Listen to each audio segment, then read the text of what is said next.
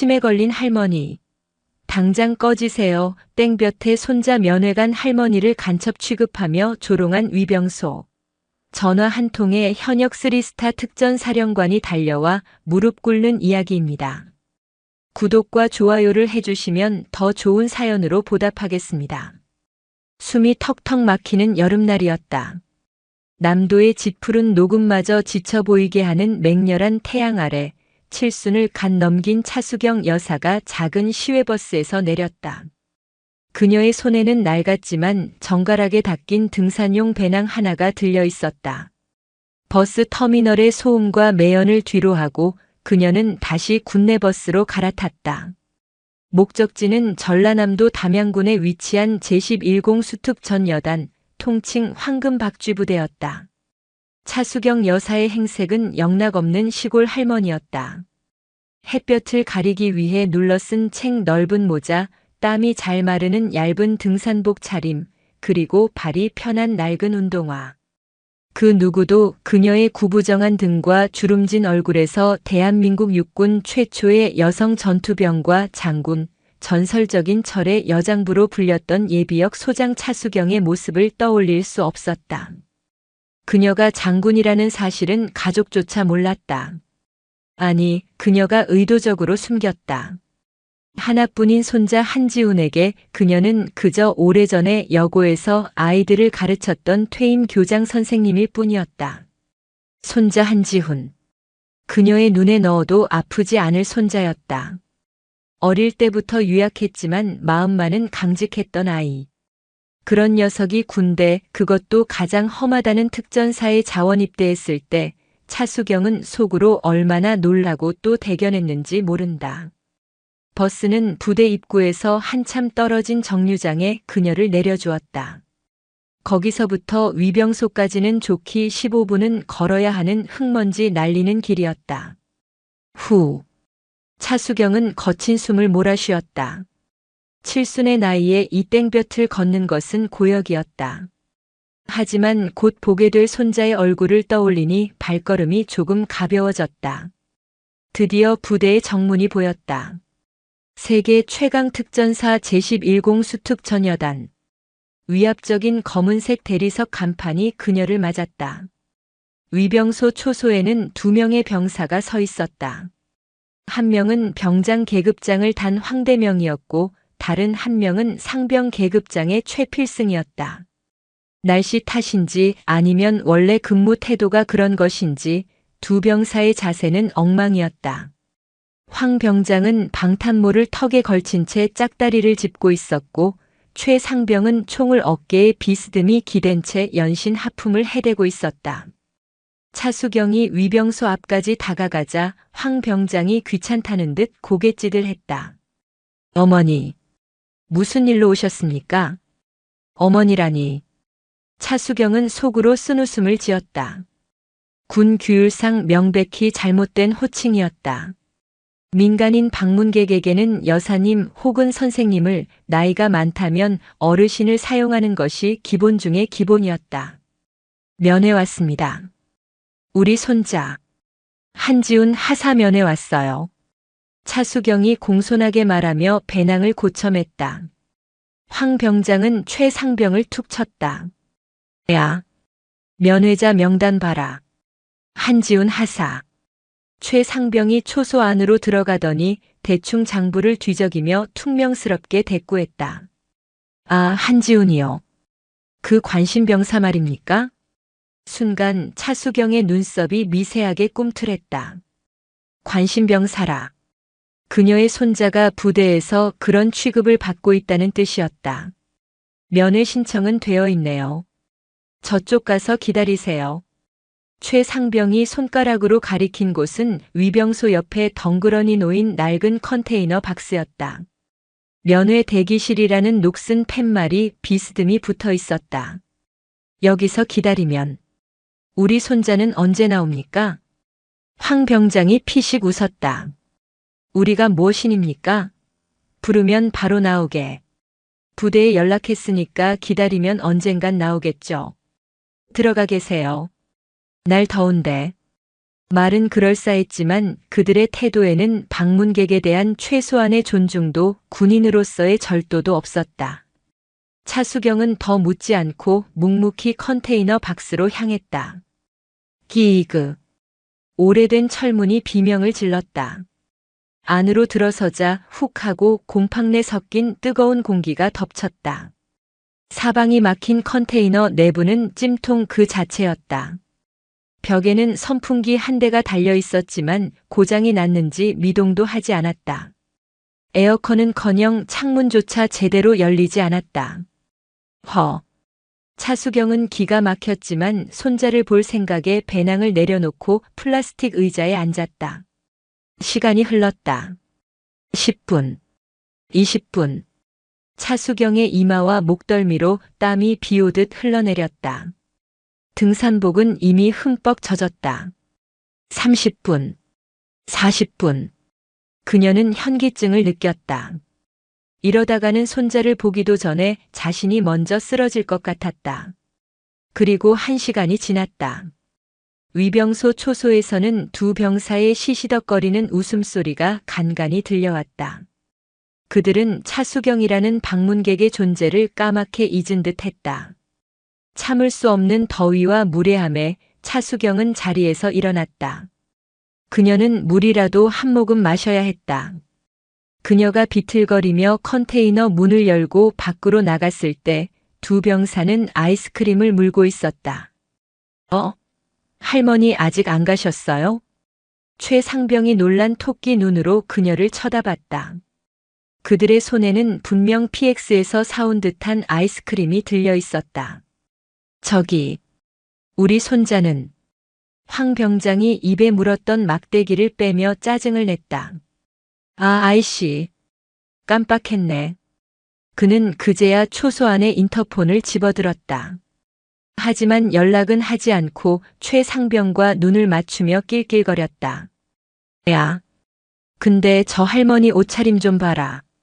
완전 촌티 나지 않냐? 인정. 저런 촌스러운 모자는 어디서 구했대? 배낭도 구석기 시대 유물이네. 한지훈 그 자식 집안 별거 없다더니. 딱 봐도 흙수저네. 흙수저. 두 병사는 자신들의 목소리가 밖에 할머니에게 다 들린다는 사실조차 인지하지 못하는 듯 했다. 아니, 어쩌면 알면서도 일부러 들으라는 듯이 떠들었다. 차수경의 얼굴이 서서히 굳어갔다. 그녀가 평생을 바쳐 지켜온 국민이, 그리고 그녀가 사랑하는 손자가 고작 20살 남짓한 저 철부지들의 입에서 모욕당하고 있었다. 그녀는 천천히 위병소 초소 앞으로 걸어갔다. 땀으로 젖은 머리카락이 뺨에 달라붙었다. 자네들. 그녀의 목소리는 낮고 차분했지만 알 수 없는 무게감이 실려 있었다. 지금 뭐라고 했나? 황대명 병장과 최필승 상병은 껄껄거리던 웃음을 멈췄다.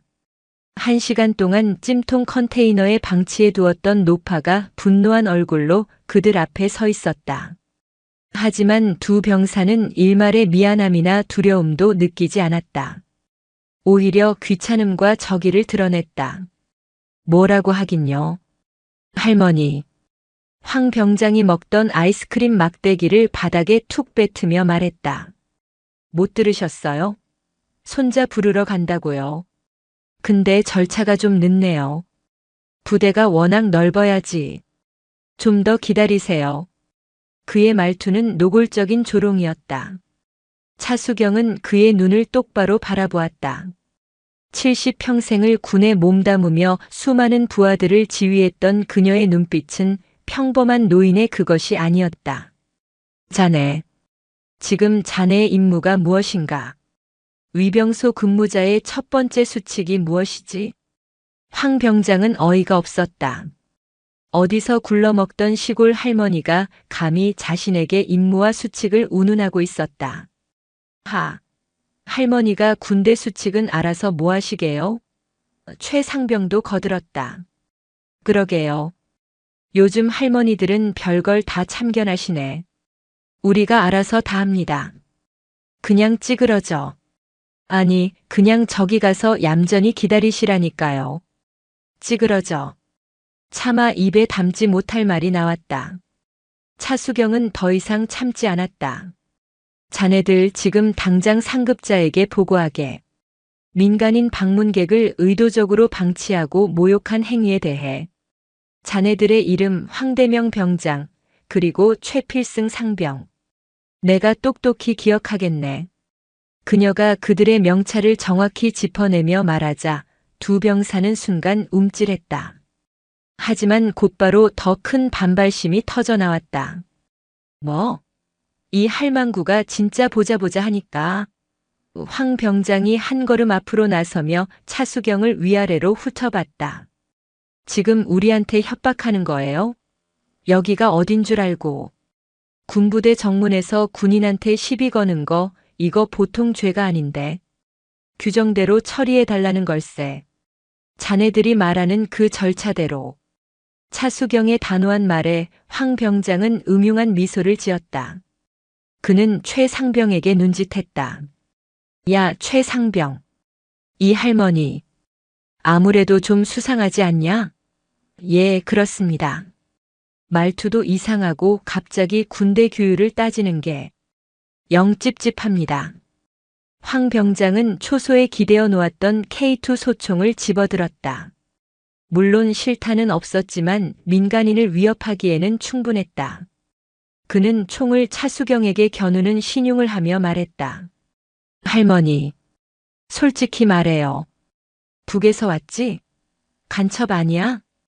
뭐라고? 차수경의 눈이 얼음장처럼 차가워졌다. 간첩 맞네. 간첩이야. 황 병장은 상황극을 하듯 과장되게 외쳤다. 군부대 위치 탐지하고 위병소 근무자들한테 시비 걸어서 혼란 주려는 거. 딱 걸렸어. 최상병도 신이 나서 거들었다. 황 병장님, 이거 바로 국군방첩사령부에 넘겨야 하는 거 아닙니까? 요즘 간첩 신고하면 포상금도 두둑하다던데. 그렇지. 할머니. 지금부터 묵비권 행사할 생각 마쇼. 우리가 다 신고할 거니까. 신분증 까보세요. 빨리. 황 병장은 이제 아예 반말을 짓거리며 그녀의 앞까지 다가왔다. 국민을 지켜야 할 총구가 국민을 보호해야 할 군인이 오히려 자신들이 보호해야 할 노약자인 국민을 간첩으로 몰며 희롱하고 있었다. 차수경은 깊은 한숨을 내쉬었다. 그녀는 이 오만하고 어리석은 젊은이들에게 연민마저 느꼈다. 그래. 자네들 말이 맞을지도 모르지. 내가 아주 수상한 사람이야. 그러니 자네들 말대로 절차대로 처리하는 게 맞겠네. 꺼봐. 쫄았네, 쫄았어. 간첩이 제발 저린 거라니까. 차수경은 땀으로 젖은 배낭을 바닥에 내려놓았다. 그리고 천천히 주머니 속에 넣어두었던 낡은 선글라스를 벗었다. 햇볕에 가려졌던 그녀의 두 눈이 온전히 드러났다. 세월의 흔적이 담긴 눈이었지만 그 안의 형형한 기광은 수십 년의 세월을 거슬러 올라가 마치 수만 명의 병력을 호령하던 지휘관의 그것과 같았다. 두 병사는 순간 말문이 막혔다. 그저 촌스러운 할머니라고 생각했던 노인의 눈빛이 그들이 감히 마주 볼 수 없을 정도로 날카롭고 위험이 서려 있었기 때문이었다. 자네들, 특전사령관 이름은 아나? 차수경이 뜬금없는 질문을 던졌다. 특전사령관님, 말입니까? 황 병장이 자신도 모르게 말을 더듬었다. 당연히 알죠. 이무진. 중장님. 아니십니까? 그래. 이무진 중장. 내 후배일세. 예. 후배요? 황 병장과 최 상병은 동시에 얼빠진 소리를 냈다. 이 할머니가 더위를 먹어도 단단히 먹었다고 생각했다. 차수경은 더 이상 그들과 대화할 가치를 느끼지 못했다. 그녀는 등산복 상의 안주머니에서 검은색의 투박한 물건 하나를 꺼냈다. 그것은 시중에서 파는 최신 스마트폰이 아니었다. 군용 보안 기능이 탑재된 구형이지만 여전히 현역 지휘관들이 사용하는 특수 통신 단말기였다. 두 병사의 눈이 휘둥그레졌다. 할머니. 그 핸드폰은.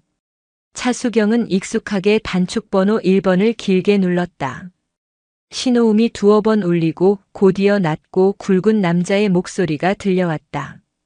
충성. 이무진입니다. 황 병장과 최 상병은 그 목소리를 들을 수 없었다. 하지만 차수경의 입에서 나오는 다음 말을 듣고 그들은 그 자리에 얼어붙고 말았다. 나 차수경이다. 예. 차 장군님. 수화기 너머로 대한민국 특수전사령부를 총지휘하는 3스타 이무진 중장의 경악에 찬 목소리가 터져나왔다. 그는 자신의 귀를 의심했다. 차수경. 그 이름은 육군사관학교에 입교한 모든 생도에게 전설로 남아있는 이름이자 자신이 감히 선배님이라고 부르기도 어려웠던 은퇴한 지 한참 지난 최초의 여성 투스타였다. 이 장군. 잘 지냈나? 차수경의 목소리는 평온했다. 예. 장군님. 잘 지내고 있습니다. 그런데 어쩐 일이십니까? 제게 다 전화를 주시고. 이무진 중장은 당황한 기색이 역력했다. 차수경은 힐끗 사색이 되어 굳어버린 두 병사를 바라보았다. 황대명 병장과 최필승 상병은 차 장군이라는 단어와 이 장군이라는 호칭이 오가는 것을 듣고 상황이 자신들의 상상을 초월했음을 직감했다. 다른 게 아니고 내가 지금 담양에 좀 와 있네. 예? 담양이시면 혹시 제11여단에. 그래. 제11공 수특 전여단 위병소 앞이야. 손자 녀석 면회를 왔지. 차수경은 잠시 숨을 골랐다. 그런데 말이야 이 장군. 여기 위병소 근무자들이 날씨가 덥다고 1시간 넘게 나를 찜통 컨테이너에 방치하더군. 예. 이무진 중장의 목소리가 싸늘하게 가라앉았다. 그것까진. 젊은 친구들이 실수할 수도 있지. 그런데 말이야. 내가 항의를 좀 했더니 이 친구들이 나를 간첩으로 오인하네. 뭐라고 하셨습니까, 장군님? 수화기 너에머에서 쿵 하는 소리가 들렸다. 이무진 중장이 놀라 자리에서 일어난 듯 했다. 차수경은 담담하게 말을 이었다. 방금 전까지 나한테 총을 겨누고 민증 까보라더군. 당장 국군방첩사령부에 넘겨서 포상금을 받아야겠다면서 말이야. 에이, 이 미친놈들이.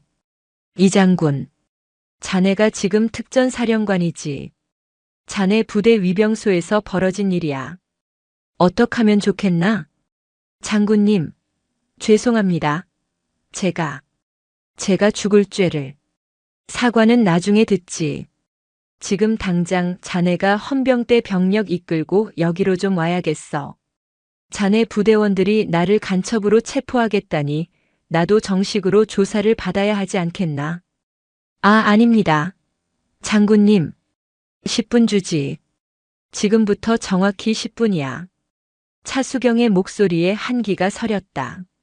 10분 안에 자네 얼굴이 여기 위병소에 보이지 않으면 나는 이 전화 그대로 국방부 장관에게 직보할 걸세. 전직 장성을 간첩으로 몰아 협박한 자네 부대의 기강에 대해서 말이야. 내 말 알아들었나? 예, 알겠습니다. 10분. 아니, 7분 안에 도착하겠습니다. 충성. 뚝. 전화가 끊겼다. 차수경은 투박한 군용 단말기를 다시 주머니에 넣었다. 위병소 앞에는 지옥 같은 정적이 흘렀다. 황대명 병장과 최필승 상병은 이제 사색을 넘어 얼굴이 백지장처럼 하얗게 질려 있었다. 온몸이 사시나무 떨듯 떨려왔다. 차 장군님. 이무진 중장. 특전사령관. 10분 안에 헌병대. 국방부 장관 직보. 흩어진 단어들이 그들의 머릿속에서 조합되자 그것은 곧 사형 선고나 다름없었다. 할머니. 아니. 저기. 황 병장이 무어라 말을 하려 했지만 이가 딱딱 부딪혀 말이 나오지 않았다. 차수경은 아무 말 없이 그들을 바라보았다. 10분. 이제 9분 남았군. 잘못했습니다. 저희가 미쳤습니다. 제발 한 번만. 황 병장과 최 상병은 그 자리에 털썩 무릎을 꿇었다. 방금 전까지 간첩이라며 총을 겨누고 희롱하던 기세는 온데간데 없었다. 살려주십시오. 저희가 정말 더위를 먹어서 잠시 제정신이 아니었습니다. 그들은 엎드려 머리를 바닥에 찍기 시작했다. 차수경은 그들을 차갑게 내려다보았다. 일어나라. 두 병사는 움찔하며 일어섰다. 자네들, 내가 정말 장군이라서 지금 이러는 건가? 만약 내가 정말 아무 힘없는 시골의 늙은 할머니였다면 자네들은 지금 이 순간에도 나를 저 찜통 속에 가둬두고 아이스크림을 빨며 낄낄대고 있었겠지. 아닙니다. 절대 아닙니다. 군인의 총구가 국민을 향하는 순간 그 군인은 존재 가치를 잃는 걸세. 자네들은 오늘 군복을 입을 자격을 스스로 내던졌다. 그때였다. 멀리서부터 사이렌 소리가 들려오기 시작했다. 경찰 사이렌이 아니었다. 군부대를 뒤흔드는 낮고 위압적인 군 헌병대의 사이렌 소리였다. 소리는 하나가 아니었다. 여러 대의 사이렌 소리가 겹쳐지며 마치 거대한 폭풍이 몰려오듯 부대 정문을 향해 미친 듯이 달려오고 있었다. 황 병장과 최 상병은 그 소리를 듣고 다리가 풀려 그 자리에 주저앉고 말았다. 7분. 차수경이 전화를 끊은 지 정확히 7분 만이었다. 기이그. 타이어가 타는 냄새와 함께 검은색 지휘 차량 한 대가 위병소 앞에 급정거했다. 번호판 자리에는 3개의 별 3스타를 상징하는 성판이 번쩍이고 있었다. 뒤이어 도착한 헌병대 트럭 2대가 위병소 입구를 완벽하게 포위했다. 검은색 지휘 차량의 뒷문이 열리고 전투복을 입은 거구의 사내가 뛰쳐나왔다. 대한민국 특수전사령관 이무진 중장이었다. 그는 차수경을 발견하자마자 냅다 달려왔다. 그리고 위병소의 모든 병력이 지켜보는 앞에서 칠순 노파의 모습을 한 그녀를 향해 허리를 90도로 숙여 경례했다. 차수경 장군님, 사령관 중장 이무진, 늦어서 죄송합니다. 시간이 정지했다. 아니, 정지한 것처럼 보였다. 매미 소리도 땡볕의 열기도 심지어 자신의 심장 소리마저 들리지 않았다. 황대명 병장과 최필승 상병의 시야에는 오직 한 장면만이 비현실적인 그림처럼 박혀 있었다. 대한민국 육군 특수전사령관. 텔레비전 국군의 날 행사에서나 볼 수 있었던 하늘 같은 계급의 중장. 그 3스타가 방금 전까지 자신들이 간첩 할망구라며 조롱했던 촌스러운 노파 앞에서 군인의 가장 장엄하고 절도 있는 경례를 바치고 있었다.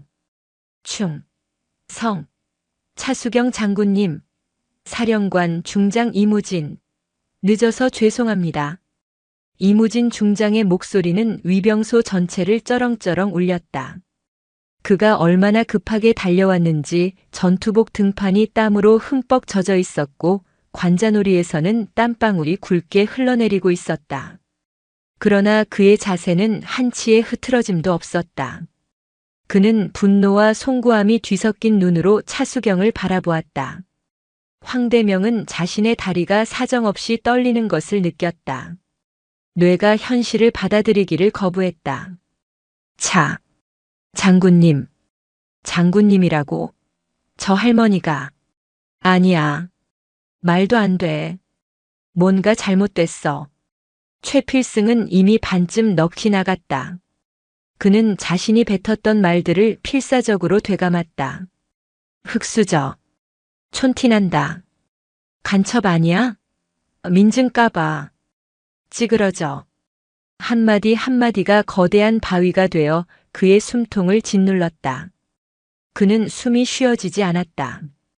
이무진 중장은 경례를 풀지 않았다. 차수경이 받아줄 때까지 그는 그 자세 그대로 굳어 있었다. 차수경은 천천히 그를 바라보았다. 그리고 짤막하게 고개를 끄덕였다. 됐네. 이 장군. 경례 풀어. 자네가 죄 지은 건 아니지. 그제야 이무진 중장은 경례를 풀고 허리를 폈다. 그는 차수경의 땀에 젖은 몰골과 그녀가 1시간 넘게 갇혀 있었을 찜통 같은 컨테이너 박스를 번갈아 보았다. 그리고 그의 시선은 바닥에 주저앉아 덜덜 떨고 있는 두 위병에게로 향했다. 이무진 중장의 눈빛이 변했다. 방금 전까지 차수경에게 향했던 송구함은 온데간데 없고 예리하게 벼린 칼날 같은 살기가 번뜩였다. 그는 대한민국 최정예 특수부대를 지휘하는 사령관이었다. 그의 분노는 평범한 분노가 아니었다. 내 놈들이냐? 그의 목소리는 낮고 조용했지만 그 안에 담긴 분노는 천둥과도 같았다. 내 놈들이 감히 대한민국 육군의 전설이신 차수경 장군님을 저 찜통에 가두고 간첩으로 몰아. 사령관님. 황대명이 그제야 정신을 차리고 바닥에 납작 엎드렸다. 잘못했습니다. 저희가 정말 더 더위를 먹어서. 더위.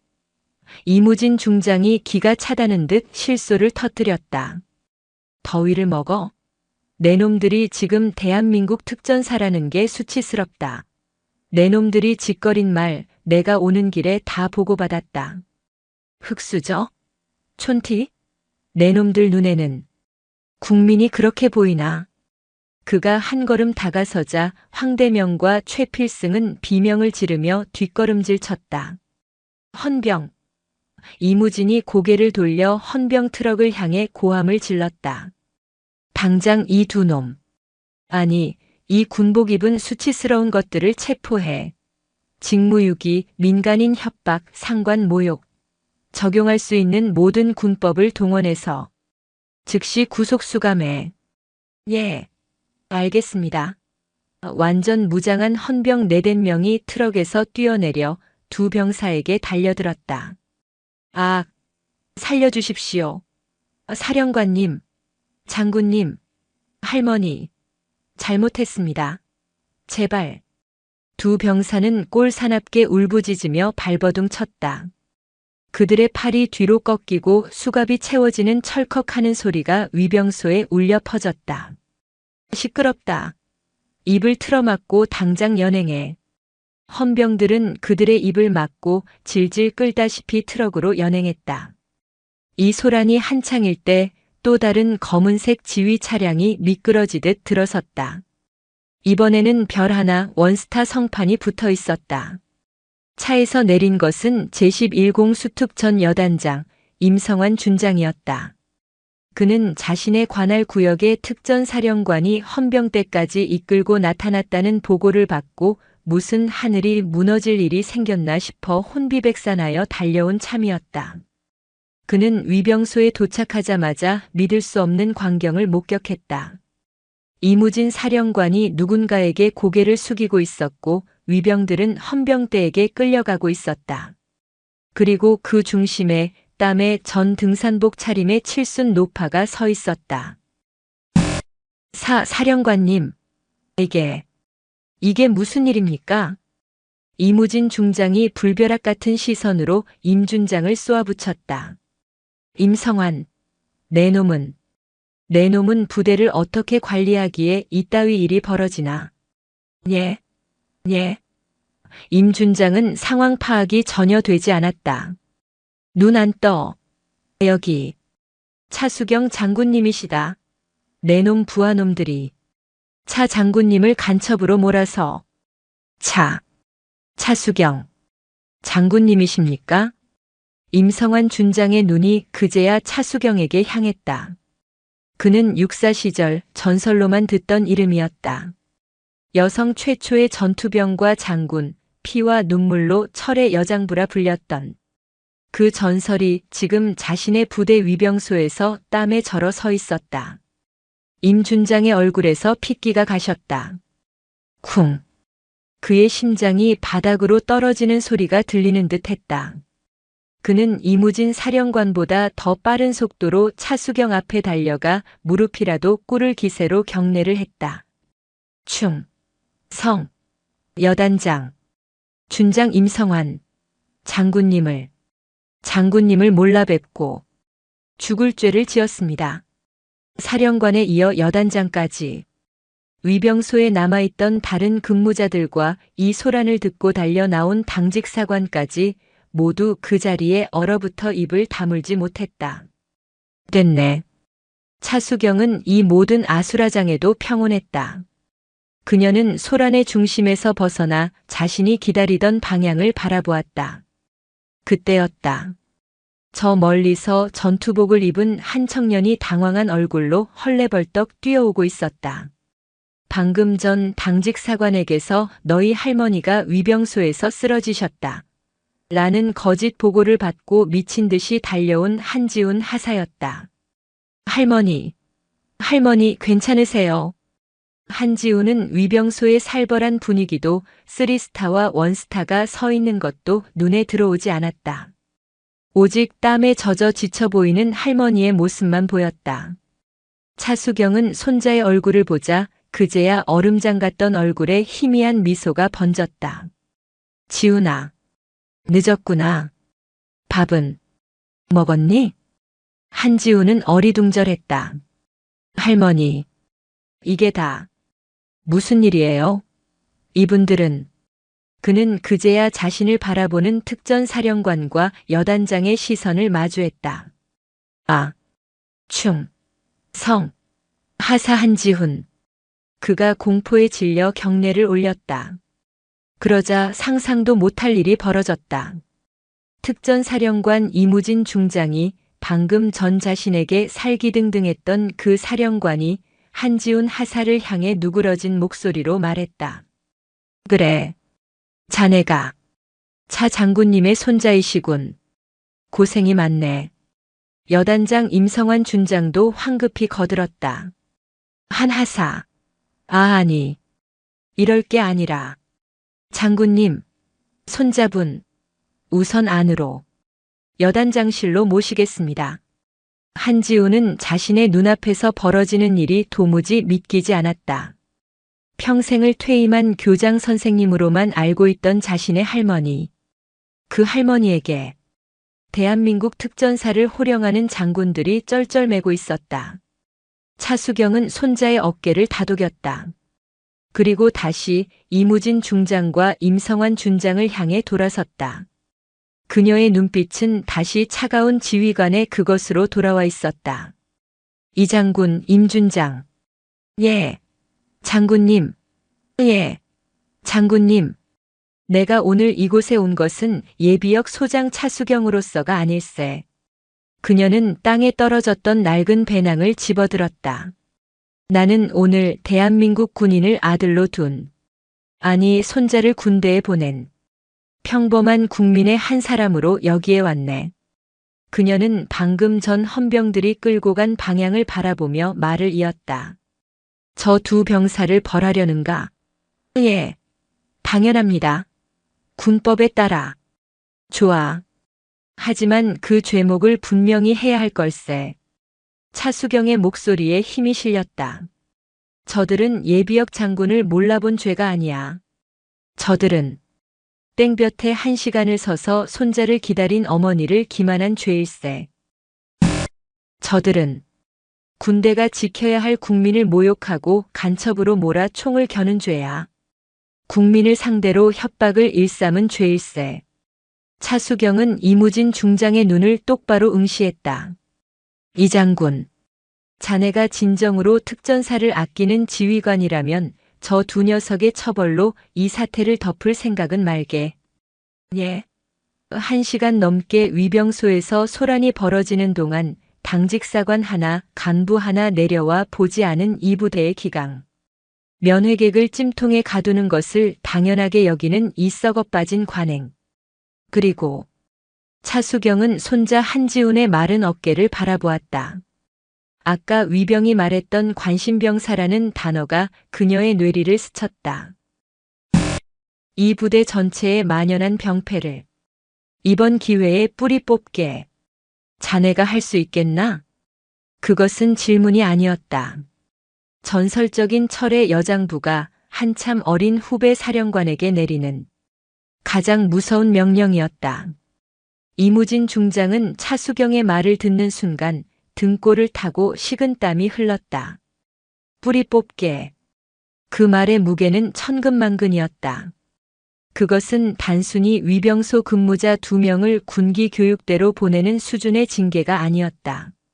제11공 수특전 여단 이 황금 박쥐부대 전체를 밑바닥부터 뒤집어 엎으라는 뜻이었다. 장군님.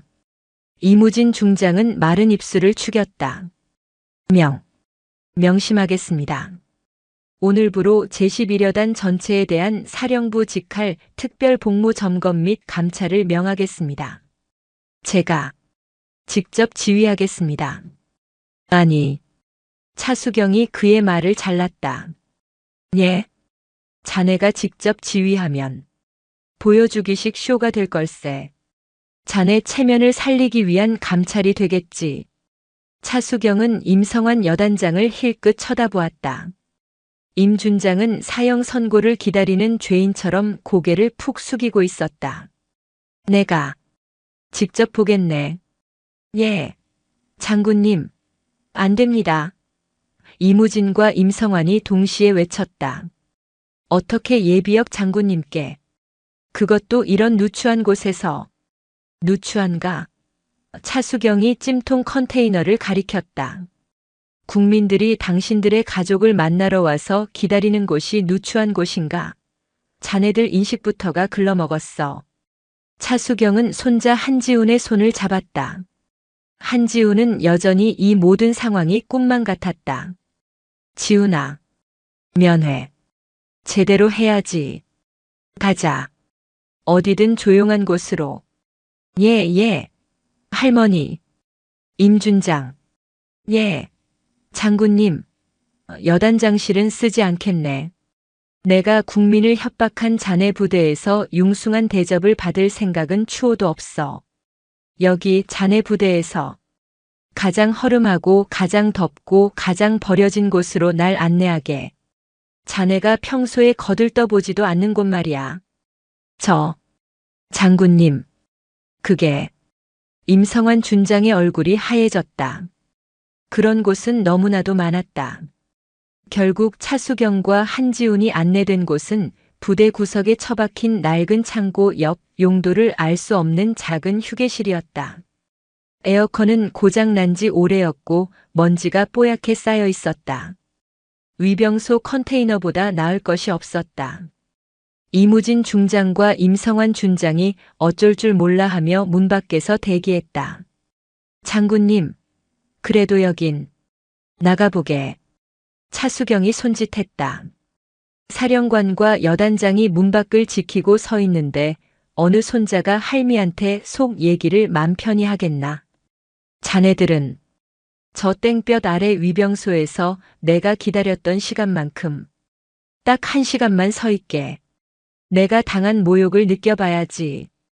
그래야 정신을 차릴 테니. 예, 알겠습니다. 대한민국 육군 3스타와 1스타가 칠순 노파의 명령에 꼼짝없이 위병소 땡볕 아래로 나가섰다. 그야말로 진풍경이었다. 휴게실 문이 닫히고 드디어 할머니와 손자 단둘만 남았다. 한지훈은 그제야 긴장이 풀리는지 다리가 후들거렸다. 할머니, 도대체 어떻게 된 거야? 할머니, 교장 선생님, 아니었어? 차수경은 배낭을 열어 보온병을 꺼냈다. 땀을 뻘뻘 흘리면서도 이 보온병 하나는 지켜낸 터였다. 이거 내가 좋아하는 오미자차다. 얼음 동동 뛰어왔는데 날이 더워서 다 녹았겠구나. 그녀는 뚜껑을 열어 차를 따랐다. 마셔라. 한지우는 오미자차를 받아들었지만 마시지 못하고 할머니를 빤히 쳐다보았다. 할머니, 장군님, 이라니. 그것도 투스타. 차수경은 쓴웃음을 지었다. 그래. 미안하다 속여서. 그녀는 먼지 쌓인 의자에 앉아 손자의 전투복을 물끄러미 바라보았다. 내 어미 아비가. 내가 군인인 것 때문에 평생을 고생했다.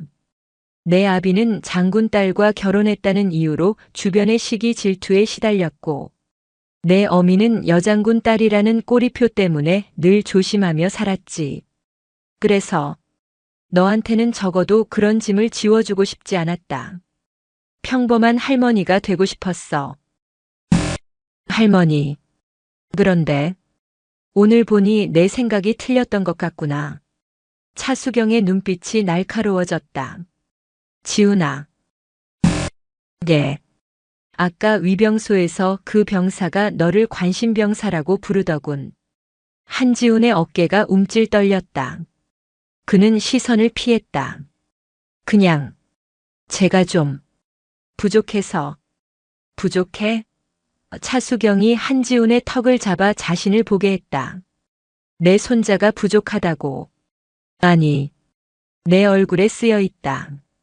그녀는 손자의 마른 뺨과 전투복 소매 밖으로 살짝 보이는 팔목의 멍자국을 보았다. 무슨 일 있었니? 솔직하게 말해. 한지우는 입술을 깨물었다. 말 못하겠어? 그럼 내가 맞춰볼까? 차수경은 군 생활 수십 년의 관록으로 상황을 꿰뚫어 보고 있었다. 너, 부대에서 따돌림 당하고 있구나. 아니, 따돌림 수준이 아니야. 괴롭힘을 당하고 있어. 맞지? 한지훈의 눈시울이 붉어졌다. 그는 고개를 끄덕일 수도 저을 수도 없었다. 누구냐? 할머니의 목소리는 얼음장처럼 차가워졌다. 너를 괴롭히는 놈들이. 누구야? 할머니. 한지훈의 목소리가 떨려 나왔다. 말하면 안 돼요. 저 여기서 계속 군 생활해야 해요. 할머니가 지금 이렇게 사령관님 부르고 하신 것만으로도 저는 이제 부대에서 할머니 백 믿고 설친다. 장군 손자 납셨네. 이런 소리 들을까봐 무서운 거냐? 그래서 그 관심병사라는 모욕을, 그 멍자국을 참고 견디겠다는 거야? 차수경은 자리에서 벌떡 일어났다. 바보 같은 놈. 내가 왜 특전사에 지원했어? 강해지고 싶다며. 내 자신을 이기고 싶다며. 그런데 고작 그런 부조리에 굴복해서 제가 뭘 할 수 있는데요? 한지훈이 참았던 울분을 터뜨렸다. 특전사라고 다 멋있는 줄 알았죠. 근데 아니었어요. 여기도 똑같아요. 썩었어요. 뭐가? 간부들이 병사들 피복 빼돌리고 부식 창고에서 식자재 훔쳐가는 거. 제가 그걸 봤어요. 차수경의 눈이 번뜩였다. 봤는데 어쨌다고? 박철민 중사라고 했습니다. 제 바로 위 선임인데 그 사람이 주동자예요. 저한테도 같이 하자고. 빵이나 음료수 같은 거 같이 빼돌려서 밖에다 팔자고. 근데 제가 거절했어요. 군인이 그러면 안 된다고. 그랬더니 그날부터 시작됐어요. 한지훈의 목소리가 절망으로 젖어들었다. 아무도 저한테 말을 안 걸어요. 식당에서도 제 옆에 아무도 안 앉아요. 훈련할 때 일부러 제 장비를 망가뜨려 놔요. 낙하산 정비할 때 일부러 절차를 틀리게 알려줘서 간부한테 혼나게 만들어요. 그는 팔목에 멍을 쓸어내렸다. 이건 어제 체력 단련실에서 박 중사가 분위기 파악 못하는 새끼라면서 덤벨로 밀어서. 그걸 다른 간부들은 모르나? 분대장이나 소대장은? 알면서도 묵이네요. 박 중사가 여기서 제일 오래됐고 일도 잘한다고 그냥 저보고 사회생활 못하는 놈이래요.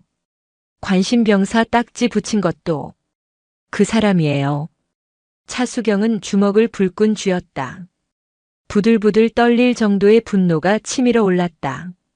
자신이 평생을 바쳐 지킨 군대, 자신이 자부심을 가졌던 최정예 특전사, 그 속이 고작 식자재나 빼돌리는 좀도둑 무리에 의해 이렇게 썩어 문드러지고 있었다. 그리고 그 중심에 자신의 손자가 고통받고 있었다. 박철민 중사. 차수경은 그 이름을 가슴에 새겼다. 그녀는 문을 열고 밖으로 나갔다. 문 밖에는 이무진 중장과 임성환 준장이 약속대로 땡볕 아래 부동자세로 서 있었다. 그들의 전투복은 땀으로 샤워를 한 듯 했다. 이 장군. 예. 장군님. 감찰. 내가 직접 해야겠네. 예. 자네들은 이 부대의 병사들이 자기 전우의 낙하산을 망가뜨리고 군수품을 도둑질하고 그걸 묵인하는 간부들로 채워져 있다는 걸 알고 있었나? 이무진과 임성환의 얼굴이 잿빛이 되었다. 위병소의 불친절과는 차원이 다른 부대 해체 수준의 범죄였다. 당장! 자네는 빠져. 차수경이 이무진을 막아섰다. 사령관이 나서면 꼬리 자르기만 할 뿐이야. 박철민 중사라는 이름 하나 던져주고 끝나겠지. 나는 이 부대의 가장 밑바닥, 가장 더러운 뿌리까지 내 눈으로 직접 확인할 걸세. 장군님, 하지만 예비역 신분으로는 그래서 자네 도움이 필요하네. 차수경이 이무진에게 다가갔다. 나에게 국방부 특별감찰 고문 직함을 주게. 장관에게 직보해서 딱 일주일만 내가 이 부대를 샅샅이 뒤질 수 있는 권한을 받아내. 이무진 중장은 마른 침을 삼켰다. 전설적인 철의 여장부가 수십 년 만에 현역으로 복귀하려 하고 있었다. 그것도 부패한 자신의 부대를 도려내기 위해서. 알겠습니다. 장군님, 즉시 조치하겠습니다. 폭풍은 이제 막 담양 땅에 상륙했다. 국방부의 승인은 차수경이 예상했던 것보다 훨씬 빨랐다. 이무진 중장이 특전사령부의 명운을 걸고 장관에게 직보한 지 불과 3시간 만에 예비역 소장 차수경은 국방부 특별감찰 고문이라는 임시 직함을 부여받았다. 그녀에게는 제11공 수특전 여단 내 모든 시설의 출입 권한, 모든 장병의 면담 권한, 그리고 모든 군사 자료의 열람 권한이 주어졌다. 임성환 여단장은 즉시 직무에서 배제되었다. 그는 여단장실에 연금된 상태로 감찰 결과를 기다리는 신세가 되었다. 부대 지휘권은 사령부에서 급파된 참모장에게 임시로 이관되었다. 제11여단은 발칵 뒤집혔다. 모든 훈련과 휴가, 외출, 외박이 즉각 중지되었다. 웬 할머니 한 명이 위병소를 뒤집어 엎었다는 소문은 순식간에 전설의 투스타가 부대를 해체하러 왔다는 공포로 바뀌었다. 차수경은 감찰의 시작을 여단장실이나 지휘통제실에서 하지 않았다. 그녀가 가장 먼저 향한 곳은 박철민 중사가 관리한다는 부식 창고와 피복 창고였다. 자물쇠를 열고 들어간 창고 내부는 장부와는 완전히 딴판이었다. 최신형 전투복 수십 벌이 있어야 할 자리는 텅 비어 있었고 그 자리에는 폐기 처분해야 할 구형 전투복이 먼지를 뒤집어 쓴 채 쌓여 있었다. 장병들에게 지급되어야 할 통조림과 냉동식품들은 유통기한이 임박한 것들만 남아 있었고 값비싼 고기나 가공식품들은 흔적도 없었다. 이게 어찌 된 일인가? 임시 지휘관으로 파견된 참모장이 경악을 금치 못했다. 차수경은 아무 말 없이 장부를 넘겨보았다. 박철민 중사, 그리고 군수과장, 당장 대기시켜. 그 다음 그녀가 향한 곳은 한지훈 하사가 속한 중대의 생활관이었다. 불시 검문이었다. 그녀는 박철민 중사의 관물대를 지목했다. 열어. 박 중사는 사색이 되어 떨었다.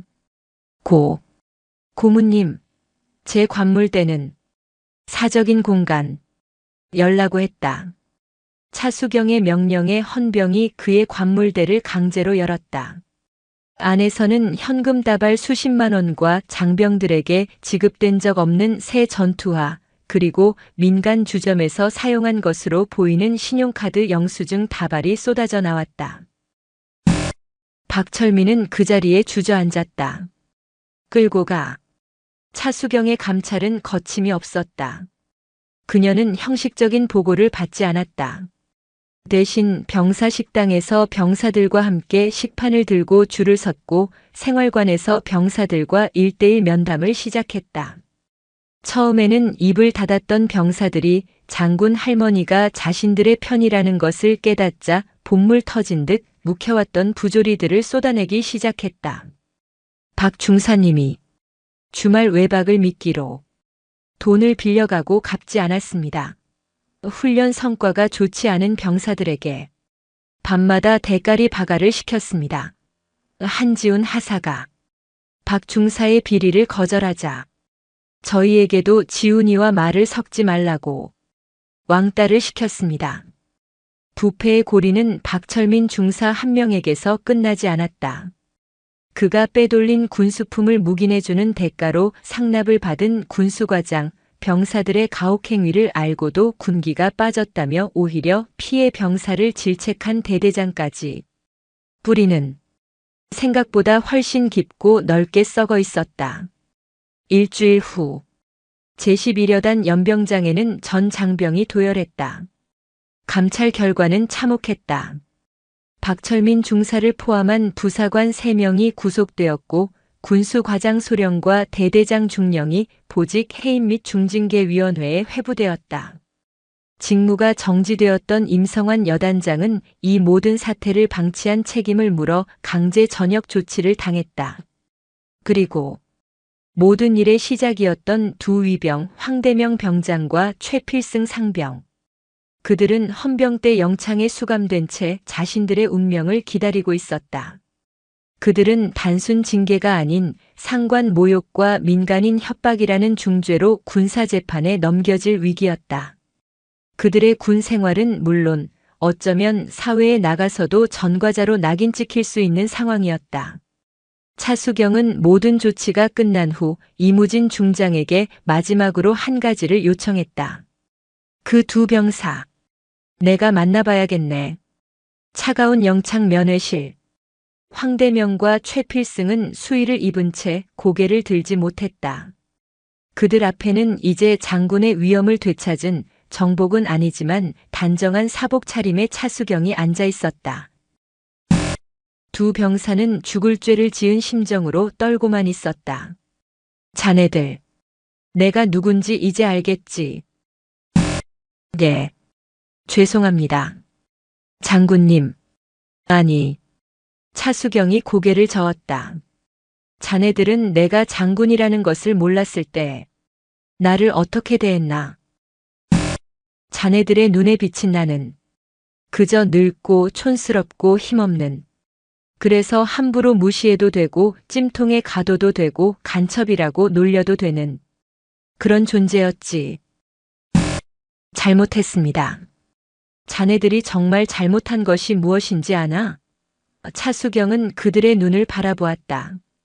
내가 장군인 것을 몰라본 것이 아니야. 내가 국민인 것을 잊어버린 죄야. 그녀는 목소리를 낮췄다. 자네들이 입고 있는 그 군복.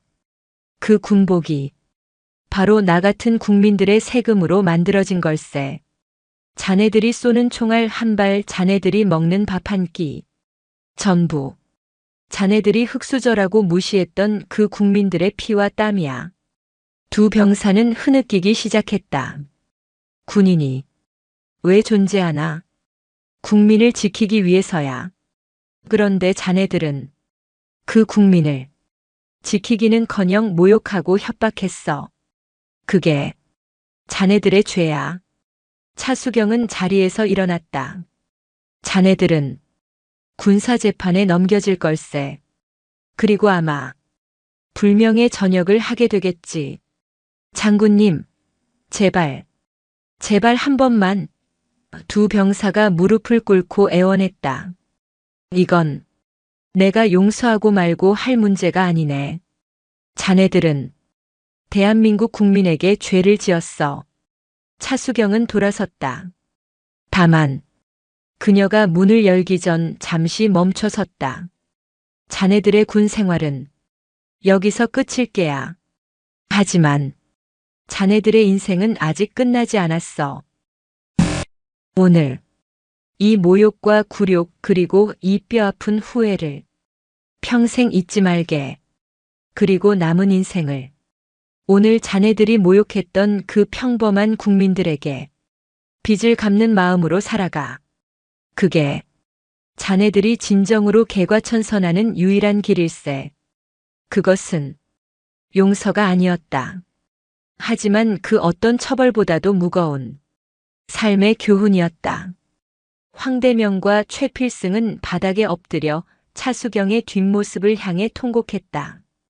차수경은 영창을 나왔다. 하늘은 그날처럼 맑았지만 부대를 감싸던 썩은 내는 조금 가신 듯 했다.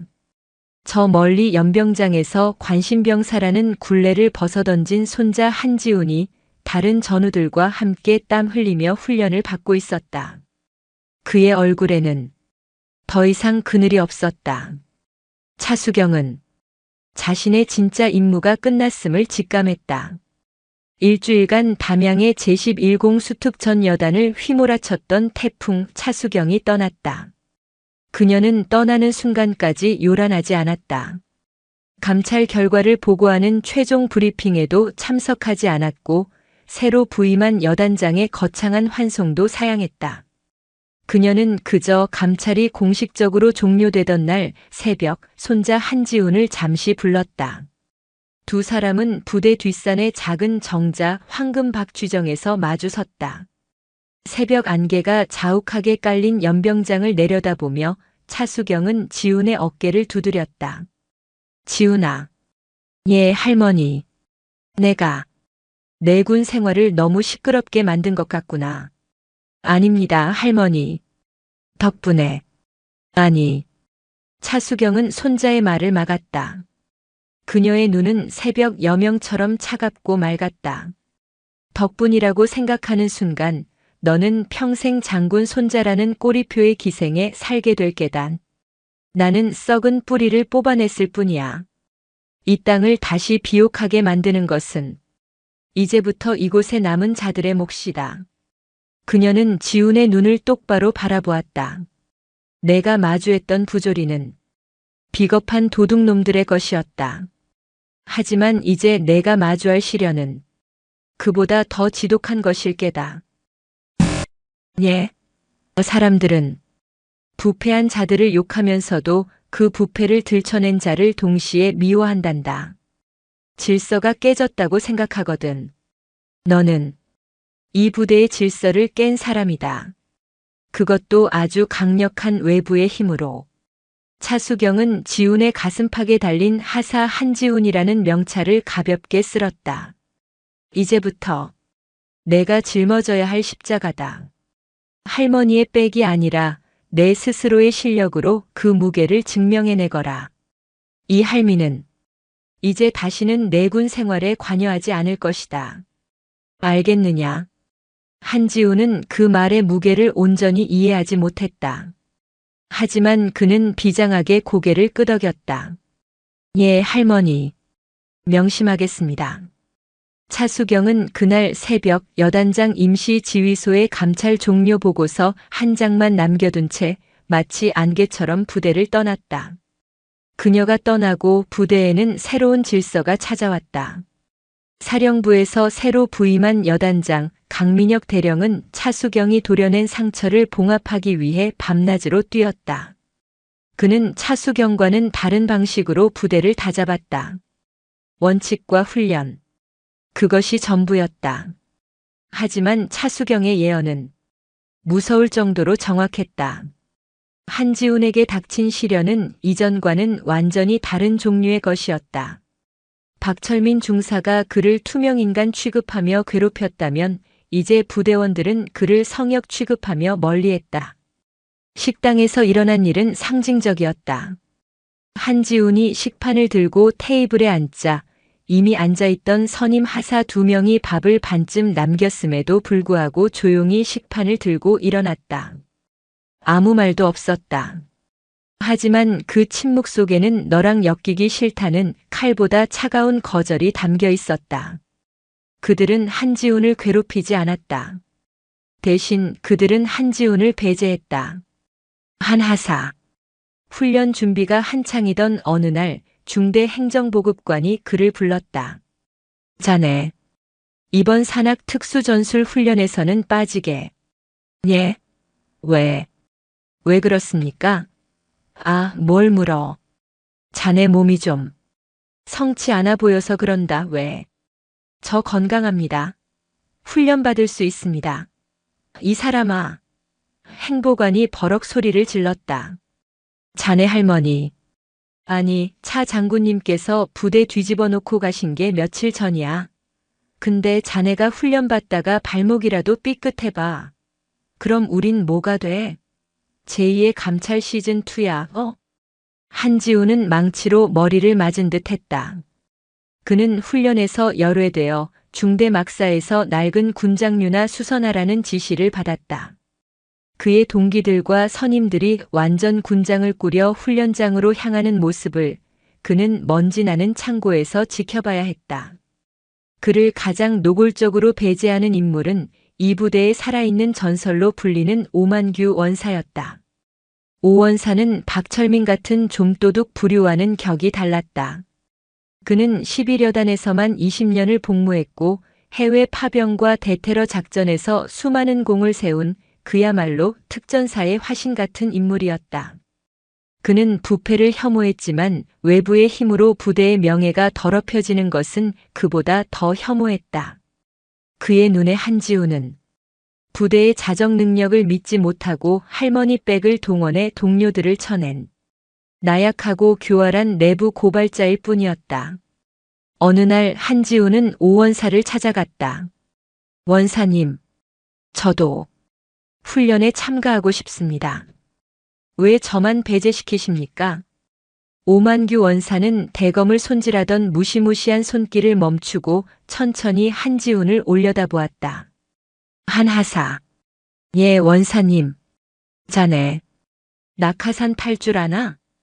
예, 기본 공수 훈련 이수했습니다. 그럼, 낙하산이 왜 필요한지 아나? 생명을 지키기 위해서입니다. 오원사가 피식 웃었다. 틀렸어.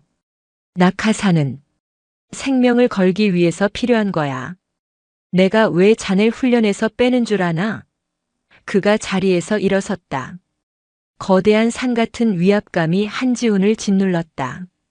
자넨 생명을 걸지 않기 때문이야. 무슨 말씀이십니까? 우리가 지금 산에서 구르고 흙바닥에서 자고 실탄을 쏘는 건 전쟁 나면 목숨 걸고 싸우기 위해서야. 근데 자넨 목숨을 걸 수 없어. 오원사의 눈이 한지훈을 꿰뚫었다. 자네가 다치면 안 되거든.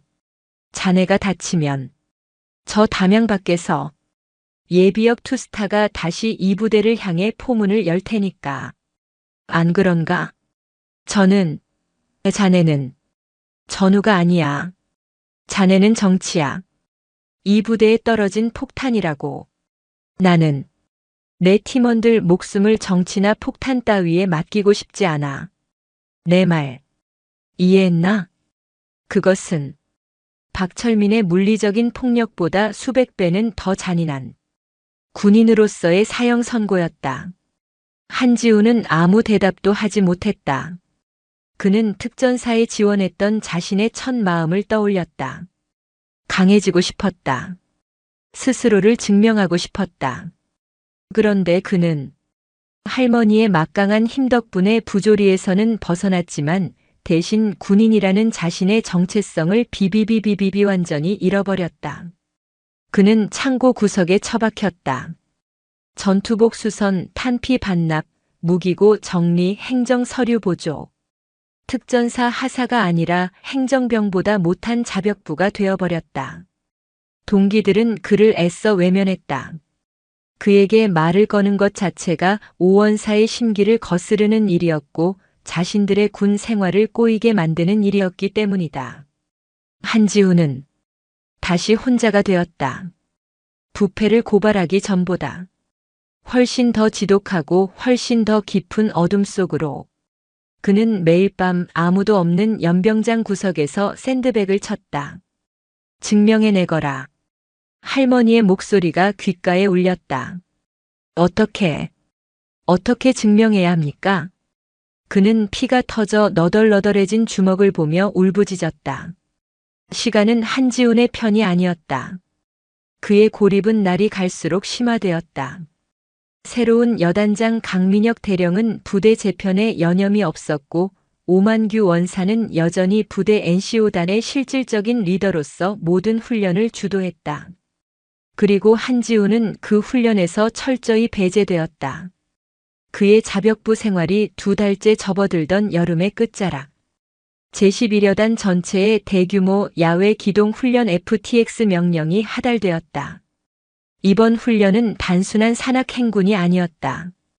담양과 맞닿은 화순, 그리고 무등산 국립공원 일대까지 아우르는 광범위한 지역에서 가상의 적 침투를 상정하여 탐색 극영멸의 퇴출까지 이어지는 고강도 종합전술 훈련이었다.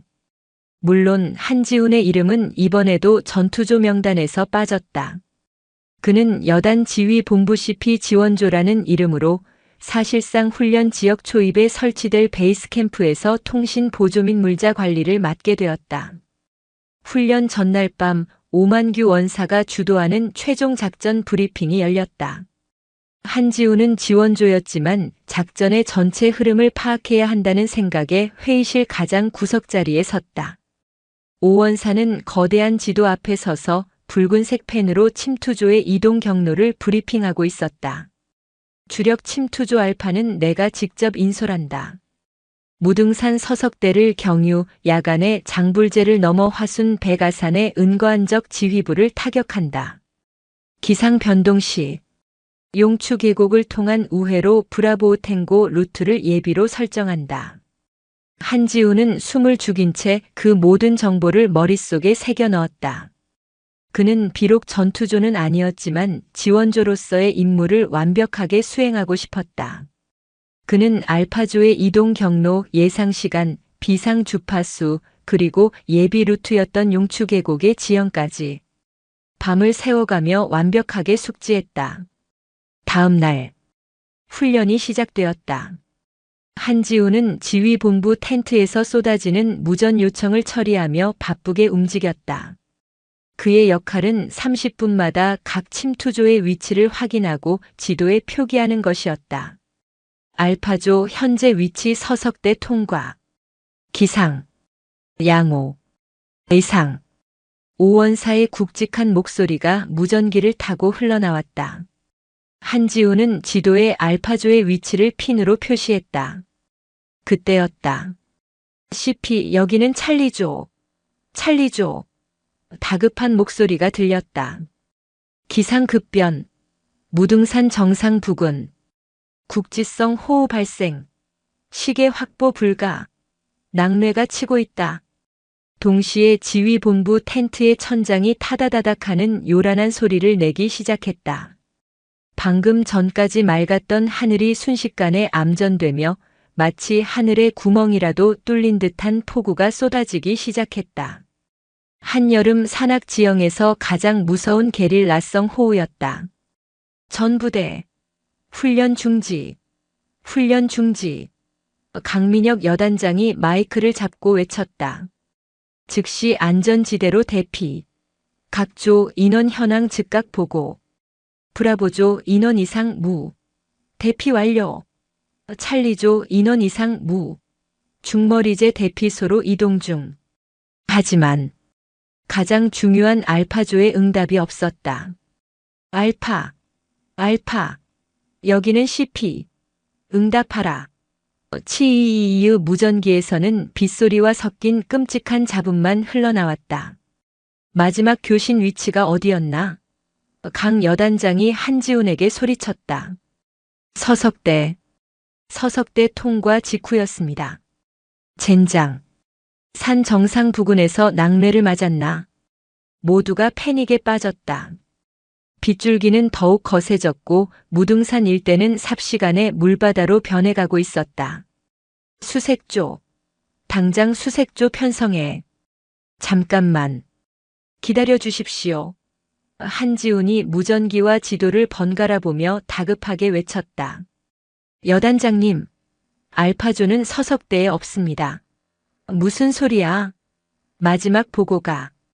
오원사님은 기상 변화를 예측하셨습니다. 브리핑 때 기상 변동 시 예비 루트 브라보 탱고로 이동한다고 하셨습니다. 한지훈은 지도의 한 지점을 손가락으로 가리켰다. 서석대에서 폭우를 만났다면 가장 빠른 대피 경로는 능선을 타는 것이 아니라 계곡으로 내려오는 것입니다. 용추 계곡입니다. 그들은 지금 용추 계곡으로 진입했을 겁니다. 계곡이라고. 강 여단장의 얼굴이 하얗게 질렸다.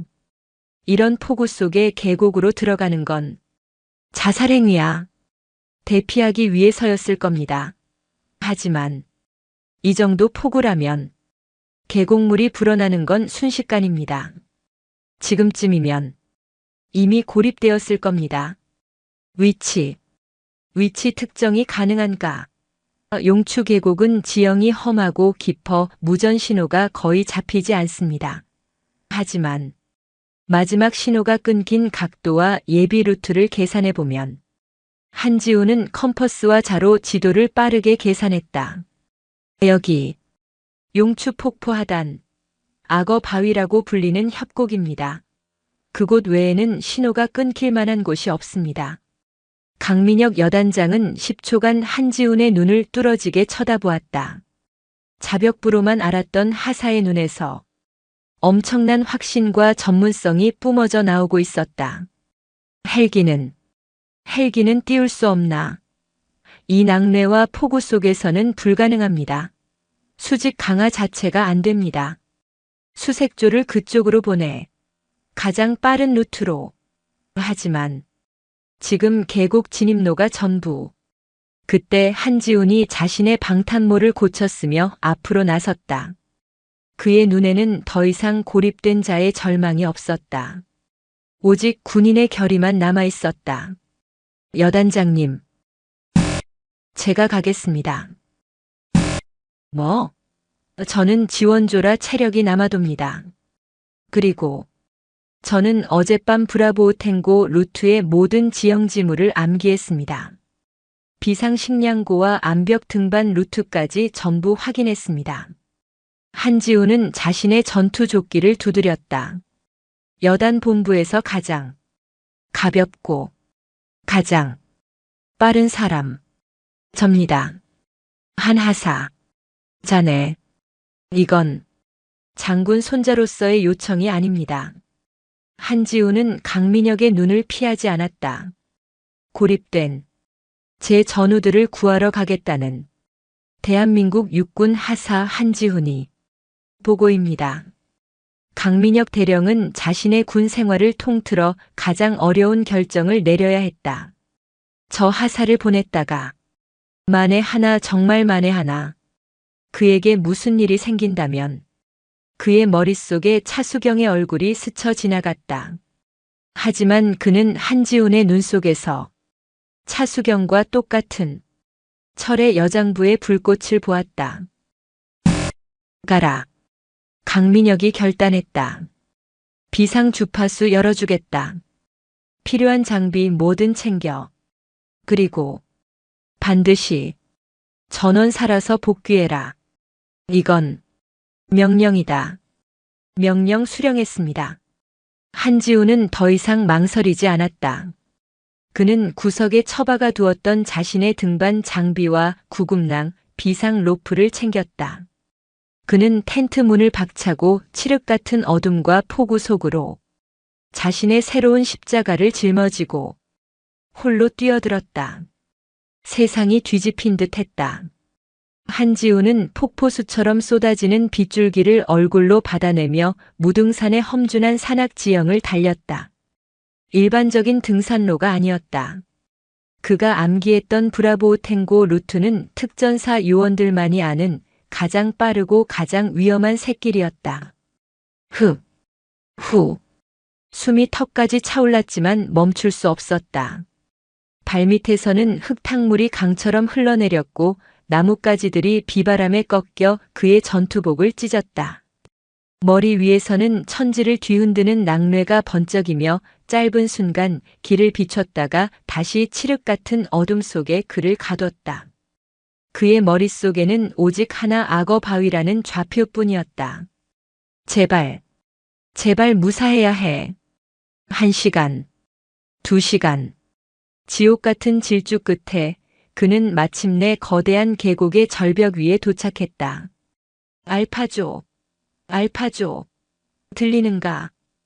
그가 비상 무전기를 꺼내 외쳤지만 들려오는 것은 거대한 물소리뿐이었다. 콰아으.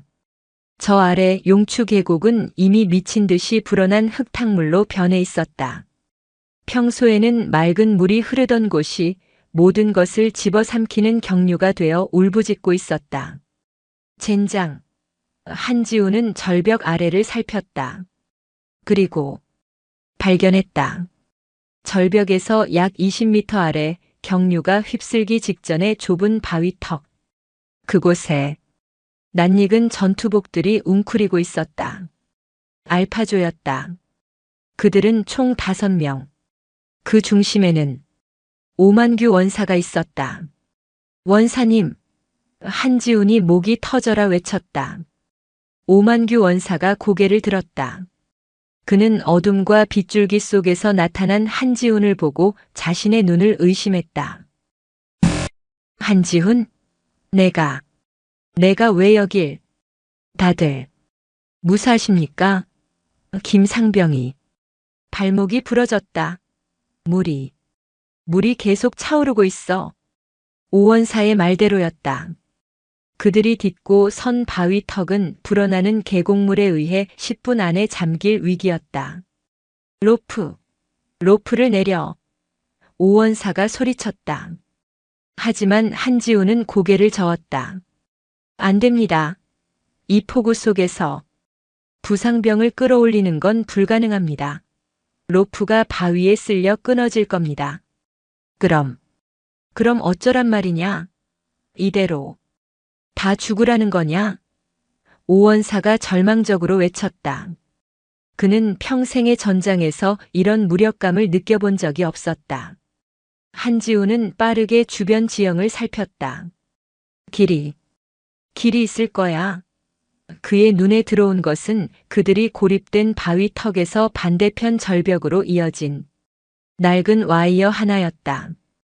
과거 국립공원관리소에서 설치했다가 지금은 폐쇄된 낡은 구름다리의 잔해였다. 원사님, 저 와이어가 보입니까? 네. 보인다. 저걸 타고 반대편으로 넘어가야 합니다. 거긴 지대가 높습니다. 미쳤나? 저 작은 와이어를 부상병을 데리고 제가 먼저 길을 만들겠습니다. 한지우는 더 이상 대답을 기다리지 않았다. 그는 자신의 허리에 확보 로프를 감았다. 그리고는 주저없이 절벽 위 나무에 로프를 고정시킨 후 암벽 하강을 시작했다. 야, 한지훈, 멈춰. 오원사의 고함이 빗소리에 묻혔다. 한지훈은 20m 절벽을 마치 거미처럼 빠르게 하강했다. 미끄러운 바위, 거센 빗줄기. 하지만 그는 오직 눈앞의 알파조만을 생각했다. 쿵. 그는 알파조가 고립된 바위 턱에 착지했다. 하사님. 발목이 부러진 김상병이 고통 속에서 그를 바라보았다. 괜찮아. 괜찮아. 내가 왔어. 한지우는 오만규 원사를 바라봤다. 원사님. 지금부터 제 지시에 따라 주십시오. 뭐? 감히 하사 따위가 원사에게 지시를 내린다는 것은 평시라면 상상도 할 수 없는 하극상이었다.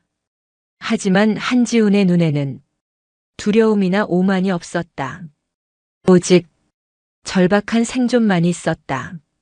오만규 원사는 그 기백에 압도당했다. 말해라. 제가 먼저 저 와이어를 타고 건너가서 반대편에 도하용 로프를 설치하겠습니다. 한지우는 자신의 확보 로프를 풀어 낡은 와이어에 카라비너를 걸었다. 제가 신호를 보내면 김상병부터 한 명씩 넘겨주십시오.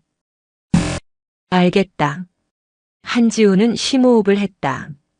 그의 발 아래에는 그를 집어삼킬 듯이 울부짖는 경류가 있었다. 그는 와이어에 매달렸다. 간다. 그는 젖은 와이어를 붙잡고 15m가 넘는 계곡을 건너기 시작했다. 팔의 모든 근육이 비명을 질렀다. 콰직. 낡은 와이어가 그의 무게를 이기지 못하고 비명을 질렀다. 젠장. 그가 반대편 절벽에 거의 다다랐을 때였다. 쿠르르르르릉. 산사태였다. 그가 방금 전까지 매달려 있던 절벽 위에서 엄청난 양의 토사가 쏟아져 내리기 시작했다. 피하십시오. 오만규 원사와 알파조 대원들은 절벽에 납작 엎드렸다. 한지훈. 오원사가 비명을 질렀다. 토사와 바위더미가 한지훈이 매달린 와이어를 덮쳤다. 쾅! 와이어가 끊어졌다. 안 돼! 오원사의 눈이 절망으로 물들었다. 한지훈은 저 경류 속으로 그때 반대편 절벽에서 기적 같은 목소리가 들려왔다. 로프 설치 완료. 한지훈이었다. 그는 와이어가 끊어지기 직전 반대편 절벽의 바위 틈으로 몸을 날려 기적적으로 착지한 것이었다. 그는 방금 설치한 도하용 로프를 흔들며 외쳤다. 빨리! 시간이 없습니다. 그의 모습은 처참했다. 산사태의 파편에 맞아 왼쪽 팔이 꺾인 듯 부자연스러웠고 이마에서는 피가 흘러 빗물과 뒤섞이고 있었다. 오만규 원사는 그 처참한 광경을 넋을 잃고 바라보았다. 할머니 백을 믿고 설친다던 정치 폭탄이라던 그 나약해 보였던 하사가 자신과 자신의 부하들을 구하기 위해 스스로의 목숨을 던져 생명줄을 만들었다. 오만규 원사는 이를 악물었다. 김상병, 정신 차려. 로프에 매달아.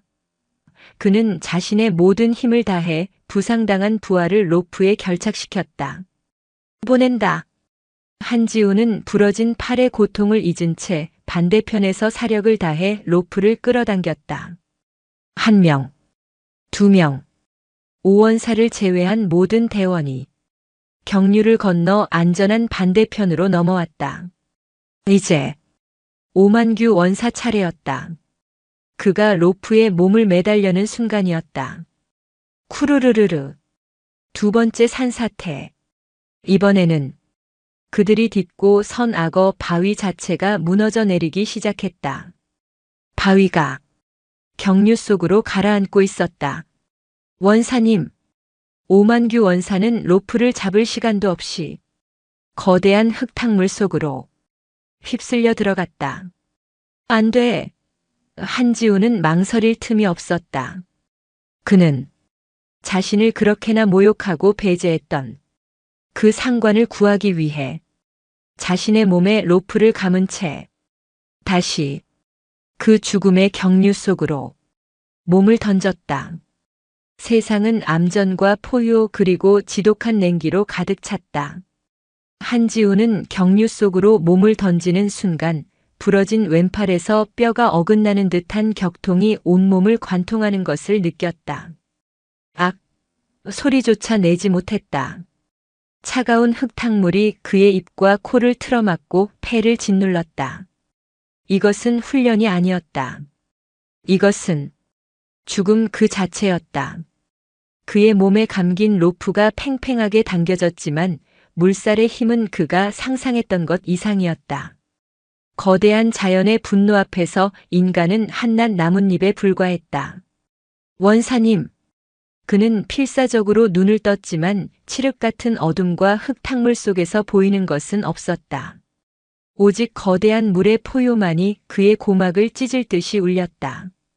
패닉이 그의 목을 조여왔다. 이대로 죽는 건가? 그때였다. 그의 머릿속에 자신을 정치 폭탄이라 부르며 경멸하던 오만규 원사의 눈빛이 스쳤다. 그리고 그를 관심병사라 부르던 박철민의 조롱 섞인 얼굴이 떠올랐다. 마지막으로 내 스스로의 실력으로 증명해내라고 말하던 할머니 차수경의 차갑고도 슬픈 눈동자가 떠올랐다.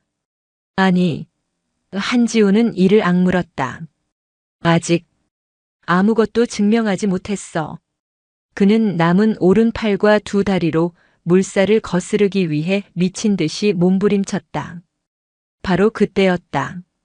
물살 속에서 무언가 둔탁한 것이 그의 전투화를 스치고 지나갔다. 있다. 그는 본능적으로 몸을 뒤틀어 손을 뻗었다. 그의 손가락 끝에 오원사의 전투조끼 어깨끈이 잡혔다. 잡았다. 하지만 기쁨도 잠시. 두 사람의 무게를 지탱하던 로프가 그들을 끌어당기던 경류의 힘을 이기지 못하고 그들이 고정했던 반대편 바위 틈에서 끼기기 하는 불길한 소리를 내기 시작했다. 하사님, 로프가 풀립니다. 반대편 절벽에서 부상당한 김상병과 다른 대원들이 절규했다. 한지우는 오원사의 조끼를 붙잡은 채 수면 위로 간신히 고개를 내밀었다. 젠장. 그들은 지금 계곡에서 가장 물살이 빠른 협곡의 중앙에 있었다. 여기서 로프가 풀린다면 두 사람 모두 하류의 바위 더미에 부딪혀 형체도 없이 사라질 터였다. 오만규 원사는 물을 잔뜩 먹어 거의 의식이 없는 상태였다. 원사님, 정신 차리십시오. 한지우는 남은 힘을 다해 소리쳤다. 그 순간 한지훈의 눈에 들어온 것이 있었다. 그들의 머리 위 10m 상공을 가로지르는 아까 그가 건너오려다 실패했던 낡은 와이어. 그리고 그 와이어에는 그가 처음에 걸어두었던 카라비너 하나가 산사태의 충격에도 불구하고 기적적으로 매달려 있었다. 저거다. 한지훈에게는 시간이 없었다. 그는 부러진 왼팔의 고통을 무시했다. 그는 자신의 허리에 감긴 로프를 풀어 오만규 원사의 몸에 단단히 휘감았다. 한하사. 반대편에서 대원들이 경악했다. 뭐 하는 겁니까? 로프를 넘깁니다. 한지우는 자신의 유일한 생명줄이었던 로프를 오원사의 몸에 고정시켰다. 그리고 그는 자신의 몸에서 그 로프를 분리했다. 이제 그는 아무런 안전장치 없이 오직 오른팔 하나로 이 지옥 같은 경류를 버텨야 했다. 미친 짓이야. 지금부터 제가 신호를 보내면 셋이 힘을 합쳐 원사님을 끌어당기십시오. 한지우는 오원사를 끌어안은 채 경류 속에서 간신히 버티며 외쳤다. 제가 어떻게든 저 와이어를 잡겠습니다. 그는 오원사의 몸을 물살의 상류 쪽으로 밀어넣었다. 그리고 자신은 그보다 더 거센 물살이 몰아치는 하류 쪽에서 방패막이가 되었다. 쾅! 거대한 통나무가 물살을 타고 떠내려와 한지훈의 등을 그대로 강타했다. 헉! 그의 입에서 피가 섞인 물이 터져 나왔다. 갈비뼈가 부러지는 고통이 느껴졌다. 하지만 그는 오원사를 놓지 않았다. 그는 오히려 통나무를 발판 삼아 물 위로 솟구쳤다.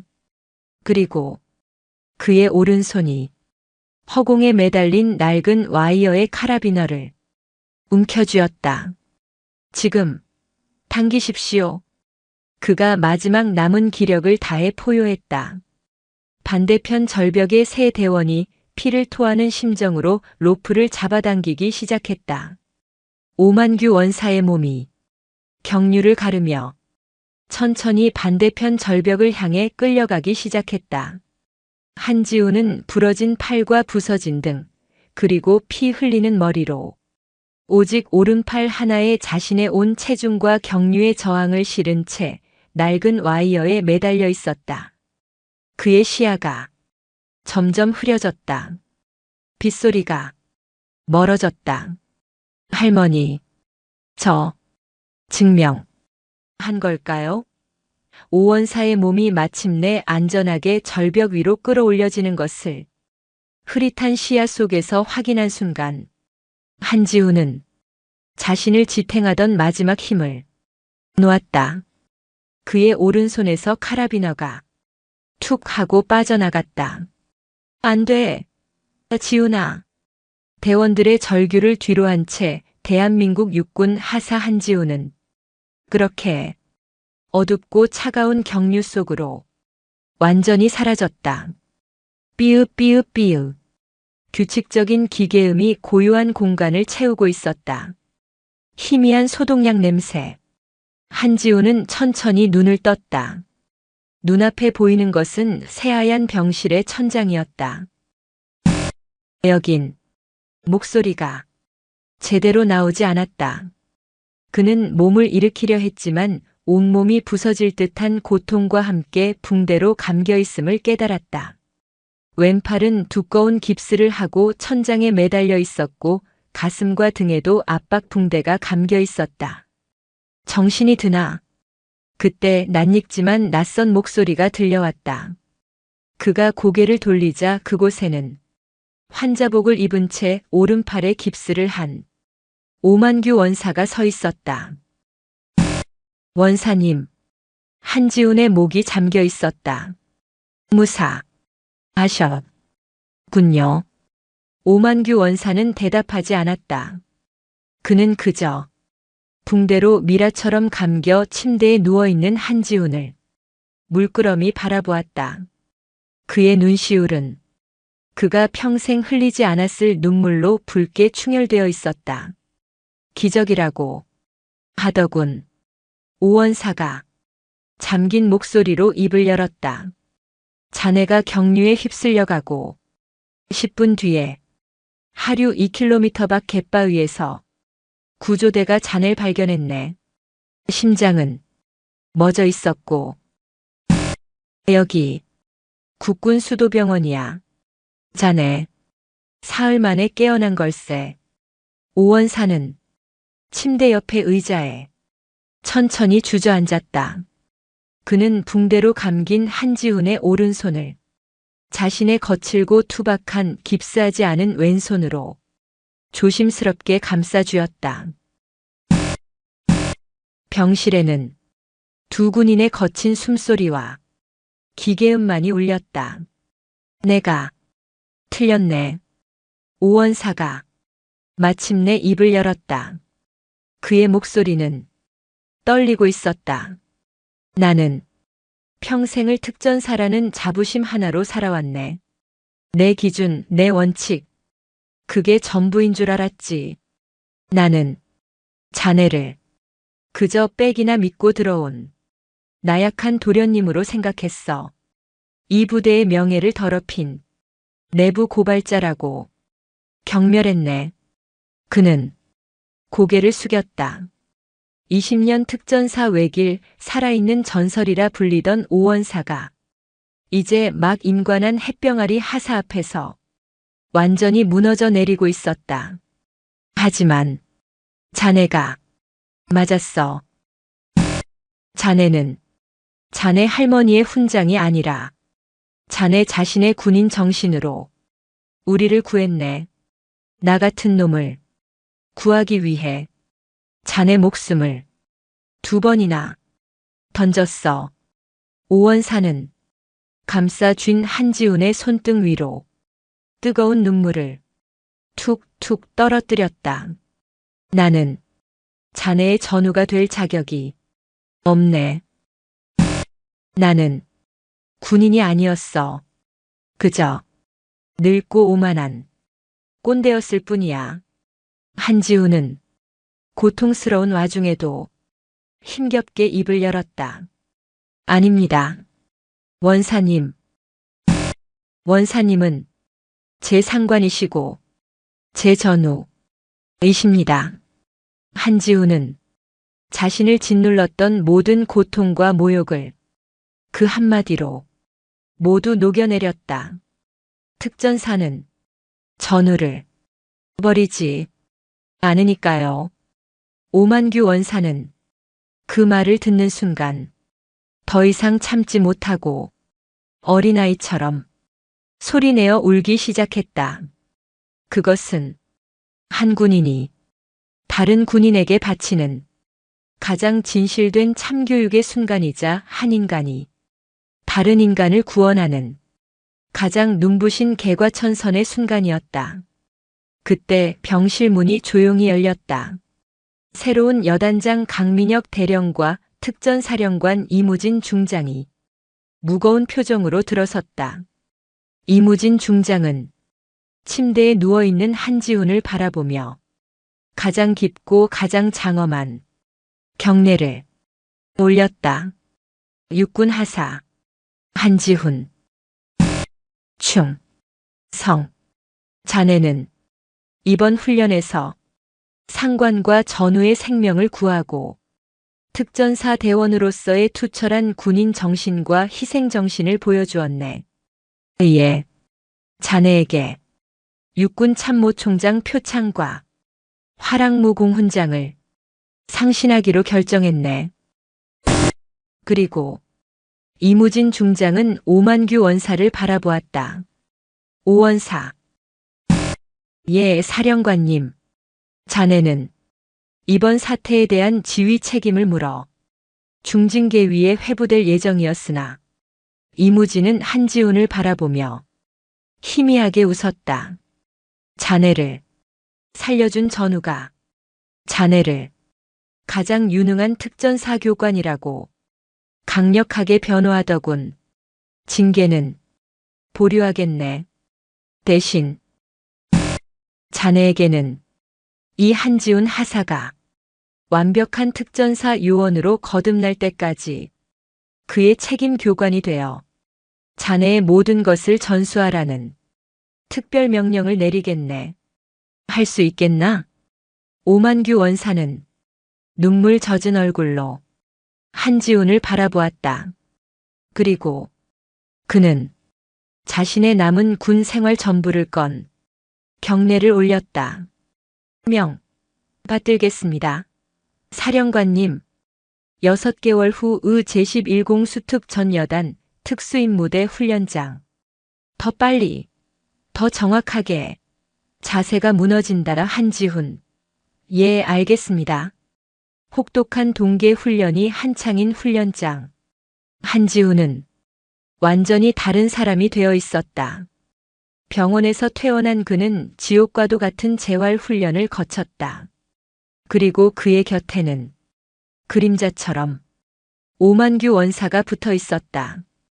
오 원사는 한지훈에게 자신의 모든 것을 쏟아부었다. 사격술, 특공무술, 폭파, 침투. 한지훈은 스펀지처럼 그 모든 것을 빨아들였다. 부대 내에서 그 누구도 더 이상 한지훈을 장군 손자라고 부르지 않았다. 그들은 한지훈을 오원사의 유일한 제자이자 경륜을 뚫은 미친놈이라고 불렀다. 그것은 두려움이 아닌 진정한 경외의 별명이었다. 훈련 종료. 오늘 완벽했다 한하사. 오원사가 땀에 젖은 한지훈에게 물통을 건네며 처음으로 환하게 웃었다. 아니, 이젠 한중사라고 불러야겠군. 진급. 축하한다. 한지훈은 중사 계급장을 자랑스럽게 매만지며 격려했다. 감사합니다, 원사님.